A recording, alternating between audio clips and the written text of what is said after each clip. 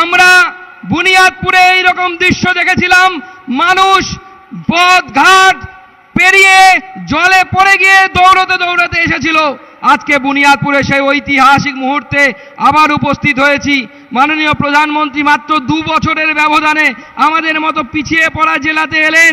শুধু দক্ষিণ দিনাজপুরে 6টা জিতলে হবে না, উত্তর দিনাজপুরের 3 জন প্রত্যাশী আমাদের মধ্যে আছেন, প্রার্থী আছেন। আমাদের বন্ধু বান্ধব কুটুম্ব সবাইকে খবর দিতে হবে যে সব কটাতে 9-9 বিজেপির জয়, সব জায়গাতে 9-9 বিজেপির জয়। মাননীয় প্রধানমন্ত্রীকে আরেকবার আমি স্বাগত জানিয়ে আমার সংক্ষিপ্ত স্বাগত ভাষণ আমি শেষ করছি। বন্দে মাতারাম, ভারত মাতা কি জয়। অনেক অনেক ধন্যবাদ আমাদের প্রিয় সাংসদ সম্মানীয় ডক্টর সুকান্ত মজুমদার মহাশয়কে। এবার আমাদের সামনে যার অধীর আগ্রহে আমরা দীর্ঘ প্রতীক্ষায় আর বসে আছি, আজকে আমাদের সৌভাগ্যের বিষয় গঙ্গারামপুরের মতো জায়গাতে আমরা যাকে পেয়েছি, আমাদের সকলের শ্রদ্ধেয়, আমাদের সবার আর শুভাকাঙ্ক্ষী, আমাদের সকলের শ্রদ্ধেয় সম্মানীয়, আমাদের শ্রদ্ধেয় যশস্বী প্রধানমন্ত্রী আর নরেন্দ্র মোদী, আর ওনাকে ওনার মূল্যবান আর ভাষণ রাখবার জন্য আমি ওনাকে অনুরোধ করছি।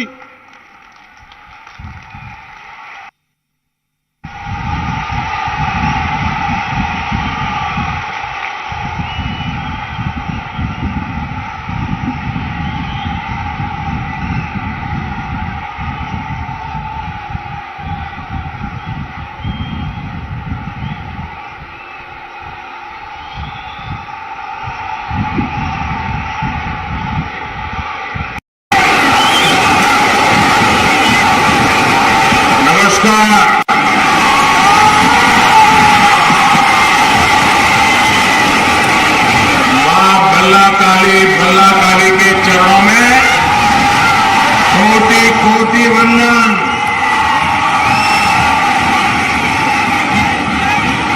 आप सभी का यहां आना और इतनी बड़ी तादाद में आना, ये साफ साफ दिखाता है कि सोनार बंगला के निर्माण की इच्छा कितनी प्रबल है। 4 चरण की वोटिंग में बंगाल के लोगों ने बीजेपी को बम्पर आशीर्वाद दिया है। आज 5वें चरण की वोटिंग में भी भारी मतदान हो रहा है और भारतीय जनता पार्टी की विजय यात्रा तेज गति से आगे बढ़े, इसके लिए बंगाल की जनता पूरी ताकत से लगी हुई है।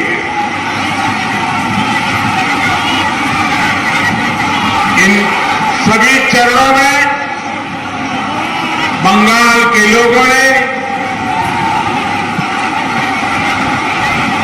जिस प्रकार से मतदान किया, निर्भीक होकर, चाहे उनके जीवन में कई दशकों के बाद निर्भीक होकर के वोट करने का मौका आया, वरना हर चुनाव भय के साए में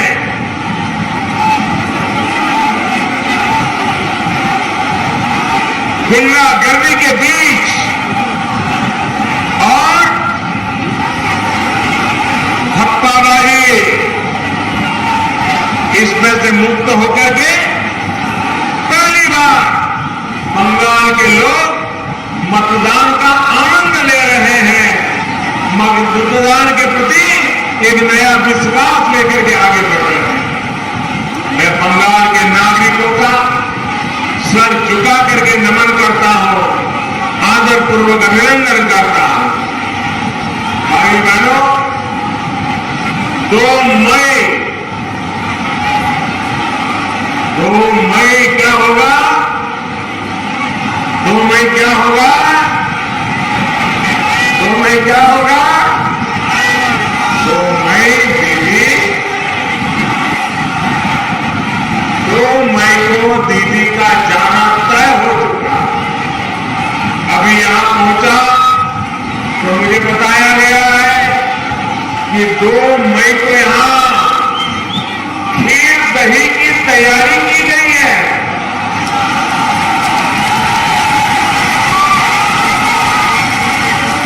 बंगाल के कोने कोने में व्याप्त यही मिठास बीजेपी की सरकार हर तरफ ले जाएगी।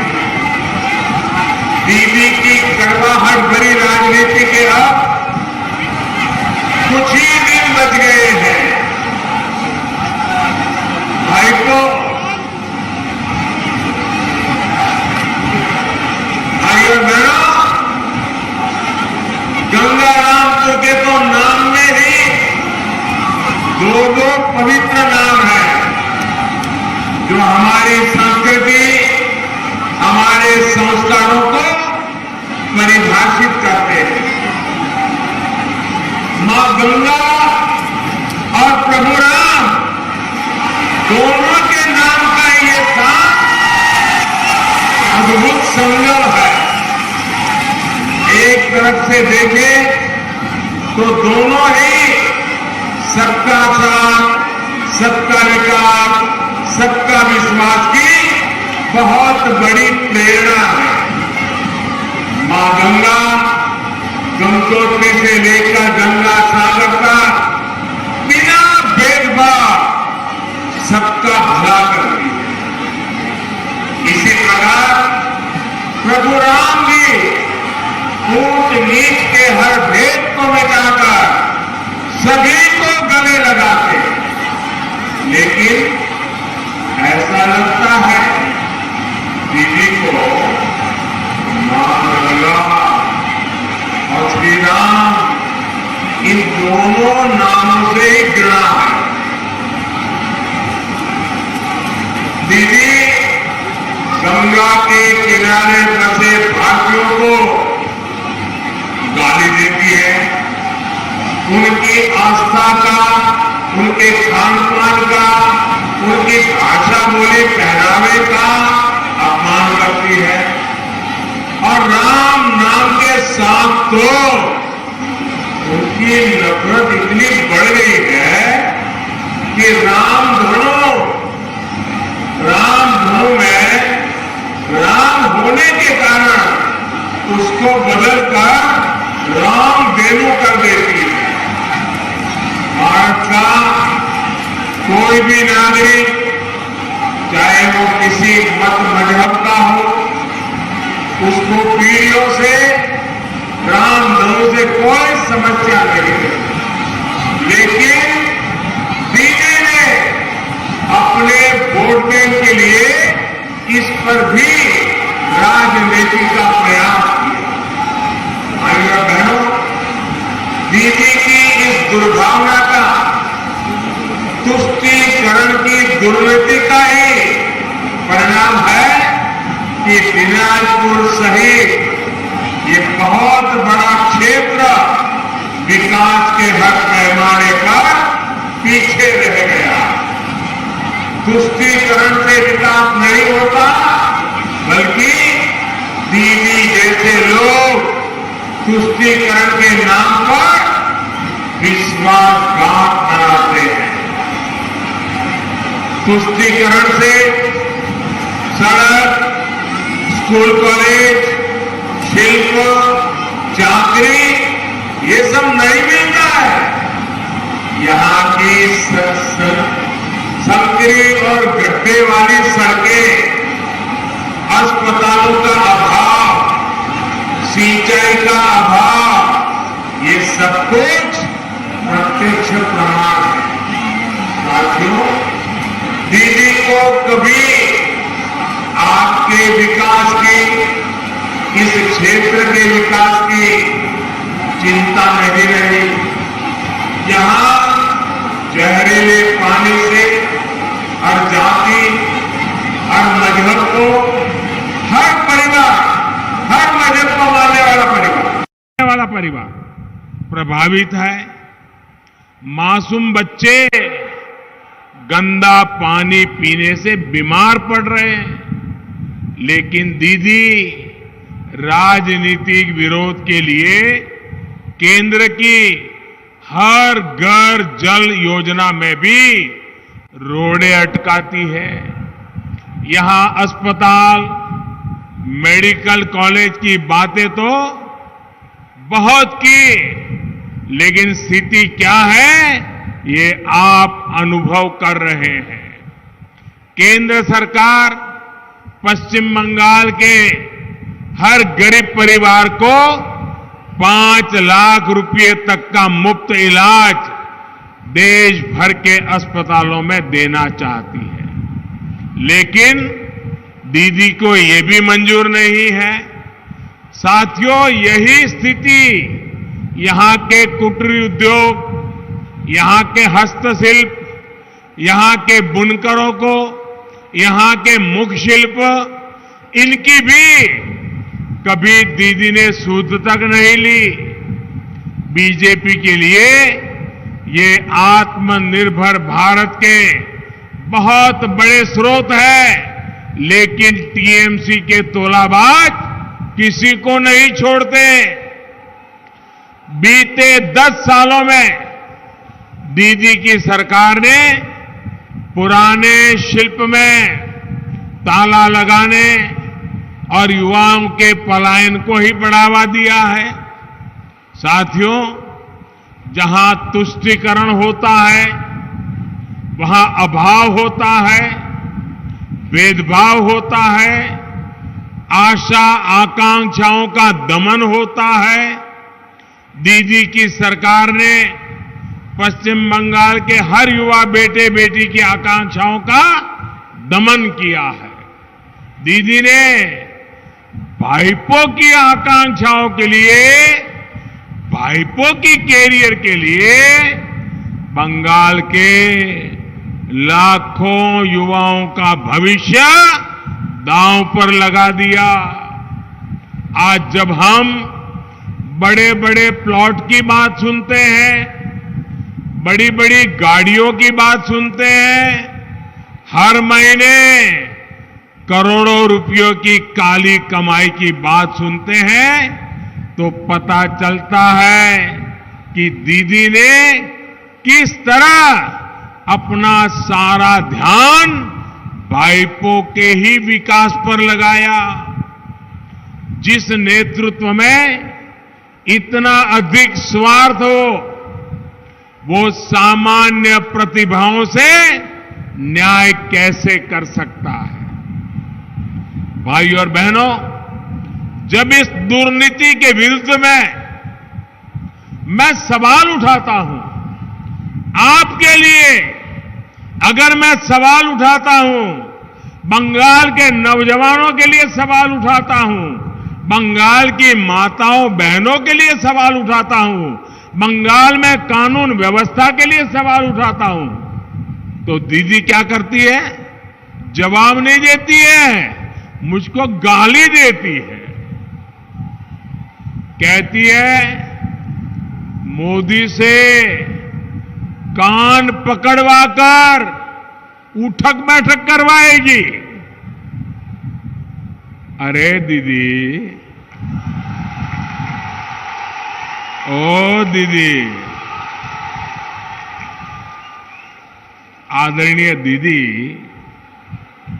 आपने बंगाल की गरीब जनता को लूटने वाले तोलाबाजों के कान मरोड़े होते अपने सबसे प्रिय भाइपों से उठक बैठक करवाई होती, तो आज ये दिन आपको देखने नहीं पड़ते। दीदी, ये आपका विदाई समारोह है। देखो साथियों, आज हालत ये है कि दीदी की सुबह और शाम मोदी को गाली दिए बिना ना शुरू होती है और ना ही खत्म होती है। और दीदी क्या क्या बोल रही है, उन्होंने सिर्फ इस चुनाव में कैसे गाली दी है, ये मैं आज बंगाल के लोगों के सामने, देशवासियों के सामने और अपने आप को बुद्धिजीवी मानने वालों के सामने भी दोहराना चाहता हूं। 19 मार्च को दीदी ने कहा कि वो मोदी का चेहरा नहीं देखना चाहती। फिर दीदी ने देश के प्रधानमंत्री की तुलना लुटेरे, दंगाई, दुर्योधन, दुशासन, पता नहीं कैसे कैसे लोगों से कर दी। 20 मार्च को दीदी ने मुझे श्रमिकों का हत्यारा बताया, दंगा करने वाला बताया।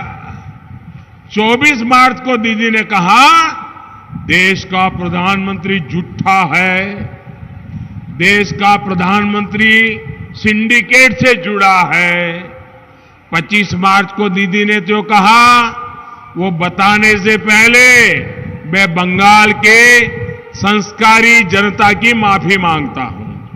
यहां के लोग संस्कारी हैं, यहां के लोग विवेक बुद्धि वाले हैं, इसलिए उस बात को बोलने से पहले मैं बंगाल की महान परंपरा, बंगाल की महान जाति, उनकी माफी मांग करके फिर मैं बोलता हूं। दीदी ने मुझे जो गाली दी, मैं उसे मजबूरी में दोहरा रहा हूं।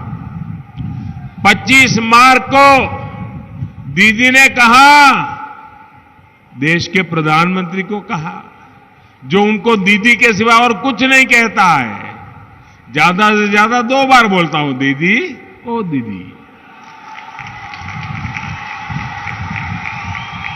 दीदी ने क्या कहा, मुझे ऐसा नहीं बोलना चाहिए लेकिन मेरी मजबूरी है। दीदी ने क्या कहा, दीदी ने कहा तुम साला खुनी का राजा, खुनी का जमींदार, तुमने सारे पैसे लूट लिए। ये भाषा 26 मार्च को दीदी बोली, देश में सिर्फ मोदी की दाढ़ी बढ़ती जा रही है, मोदी के दिमाग के साथ कुछ दिक्कत है, ऐसा लगता है मोदी का कोई स्क्रू ढीला हो गया है। देखिए बंगाल में 10 साल जो मुख्यमंत्री रही वो क्या बोल रही है। 4 अप्रैल को दीदी इस बात पर भड़क गई कि बंगाल में बीजेपी की सरकार बनेगी। उन्होंने कहा कि क्या मैं भगवान हूं, सुपर ह्यूमन हूं। 12 अप्रैल को दीदी ने कहा जहां मैं जाता हूं वहां दंगे होने लगते हैं। 13 अप्रैल को दीदी ने फिर से मुझे सबसे बड़ा झूठा कहा, मंदबुद्धि कहा। ये लिस्ट बहुत लंबी है, मैंने कुछ ही गालियां जरा आपके सामने प्रस्तुत की है। भाइयों और बहनों, दीदी की गालियों से मुझे कोई दिक्कत नहीं है। दीदी, आप मुझे जितना कोसना है कोसिए, जितनी गाली देनी है दीजिए, लेकिन कम से कम बंगाल की महान परंपरा को, बंगाल की महान संस्कृति के, उसको, बंगाल के कल्चर को मेहरबानी करके मत भूलिए। देश की जनता बंगाल की समृद्ध विरासत, यहां के लोगों की वाणी, वर्तन, उस पर गर्व करती है। बंगाल के लोगों ने पूरी दुनिया में भारत का गौरव बढ़ाया है। इसलिए दीदी की इन गालियों ने मोदी का अपमान किया हो ऐसा नहीं है। दीदी ने इन गालियों से बंगाल के कल्चर, यहां की मिठास भरी भाषा, यहां की महान परंपरा को भी शर्मसार कर दिया है। साथियों, दीदी चाहती है कि बंगाल की स्थिति देखने के बावजूद मैं चुप रहूं, मैं उन्हें कुछ न कहूं। मुझे बताइए, आप जवाब देंगे? जवाब देंगे? मैं पूछूंगा, जवाब देंगे? सबके सब देंगे? आप मुझे बताइए, मुझे चुप रहना चाहिए क्या? चुप रहना चाहिए क्या? आपकी आवाज मुझे उठानी चाहिए कि नहीं उठानी चाहिए? बहनों की आवाज उठानी चाहिए, नौजवानों की आवाज उठानी चाहिए, यहां की बुराइयों के खिलाफ बोलना चाहिए, बोलना चाहिए ना। लेकिन जब मैं बोलता हूं तो देखिए क्या क्या सुनना पड़ता है। भाइयों बहनों, जब दीदी के लोग बंगाल के गरीबों को लूट रहे हो, आप मुझे बताइए, क्या ऐसे समय में चुप रह सकता हूं? जब दीदी की तुष्टीकरण की राजनीति बंगाल को तबाह कर रही हो, तो आप मुझे बताइए, क्या मैं चुप रह सकता हूं? जब दीदी ने अपने नेताओं को एससी वर्ग, दलित वर्ग के अपमान की सुपारी दी हो, तो आप मुझे बताइए, क्या मैं चुप रह सकता हूं? पूरी ताकत से बताइए, मैं चुप रह सकता हूं? मैं चुप रह सकता हूं? जो दूर दूर खड़े हैं वो भी बताएं, मैं चुप रह सकता हूं?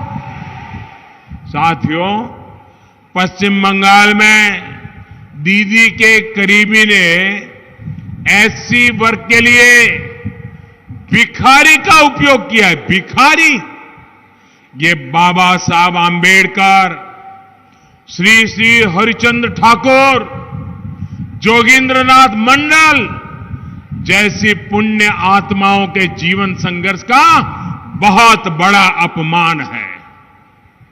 साथियों, जोगेंद्रनाथ मंडल जी ने जो अपमान सहा, वो चाहते थे कि वैसा अपमान बाकी शरणार्थियों को ना मिले। यही भावना बीजेपी सरकार के बनाए कानून में भी है। लेकिन दीदी ने इसमें भी वोट बैंक ढूंढ लिया और झूठी अफवाहें फैलानी शुरू कर दी।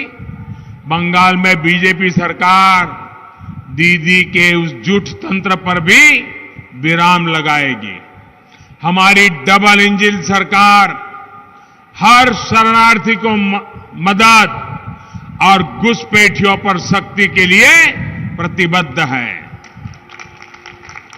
राजवंशी और महिषा समाज के साथियों के साथ भी टीएमसी ने जो जुल्म किया है, उनका जो अपमान किया है, ऐसा करने वालों को माफ नहीं किया जाएगा। आप मेरे से सहमत हैं? आप सहमत हैं?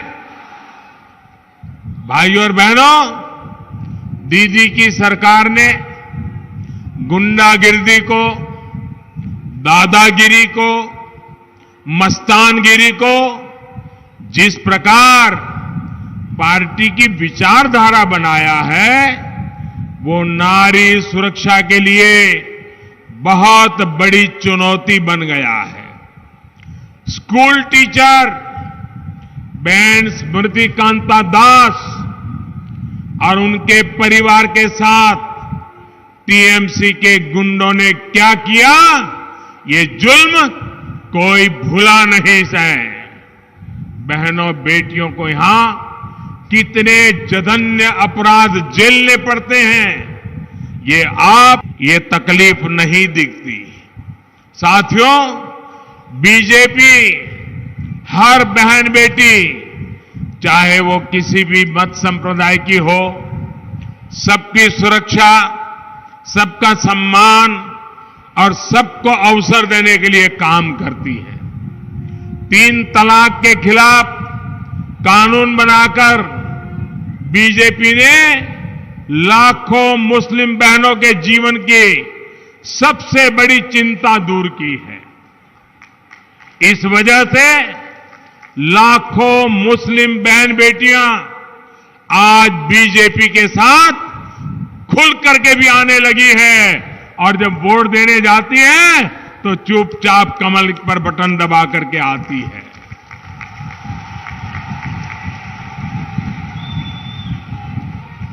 बीजेपी पर यही स्नेह मैं पूरे पश्चिम बंगाल में भी देख रहा हूं।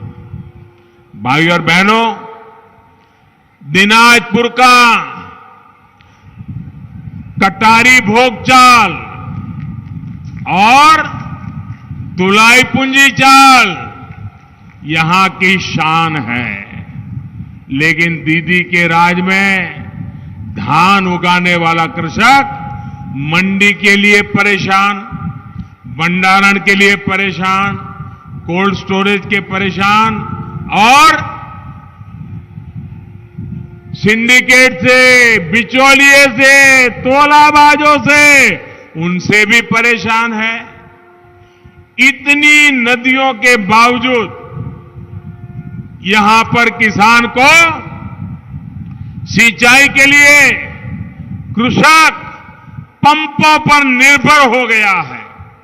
इस स्थिति को बदलने के लिए बीजेपी की डबल इंजन सरकार तेजी से काम करेगी।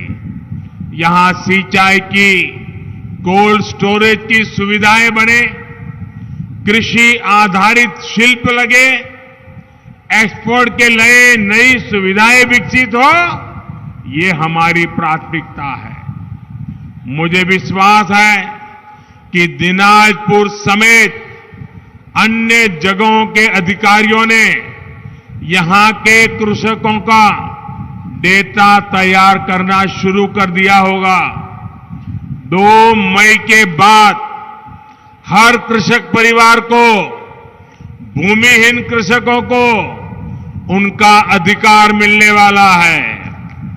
पीएम किसान सम्मान निधि के लाभार्थी मेरे कृषक भाई बहनों को बीजेपी सरकार बनने के बाद दीदी ने जो रोका हुआ है, दीदी ने जो रोका हुआ है वो 18,000 टका, 18,000 टका। कितना? जरा जोर से बोलिए, कितना कितना कितना? 18,000 टका सीधा सीधा किसान के बैंक खाते में जमा करा दिया जाएगा।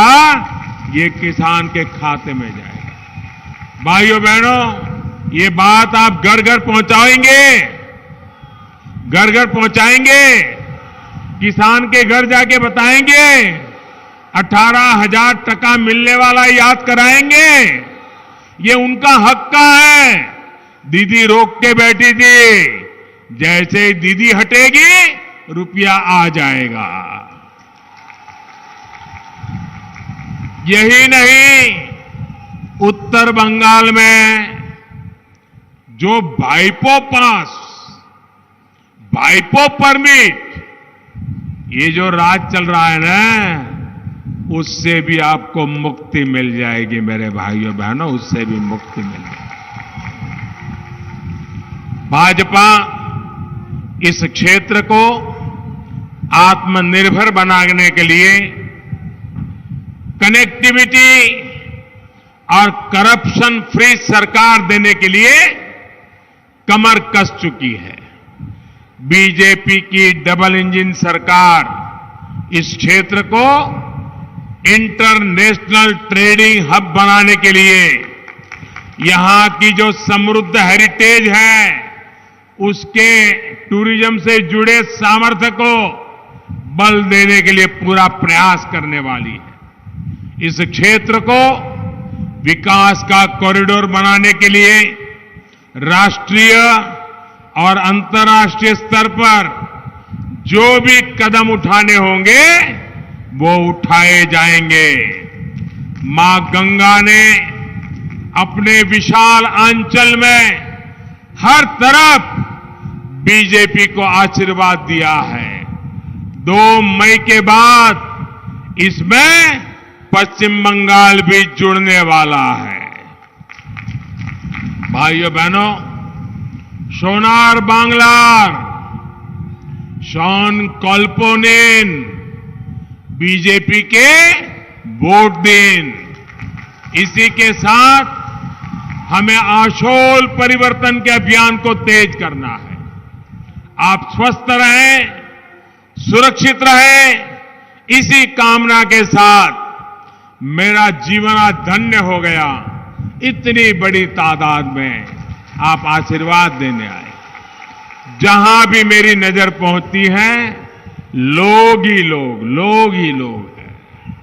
मैं आपका आदरपूर्वक नमन करता हूं, आपका अभिनंदन करता हूं, बहुत बहुत आभार व्यक्त करता हूं। दोनों मुट्ठी बंद करके पूरी ताकत से मेरे साथ बोलिए, भारत माता की, भारत माता की, भारत माता की।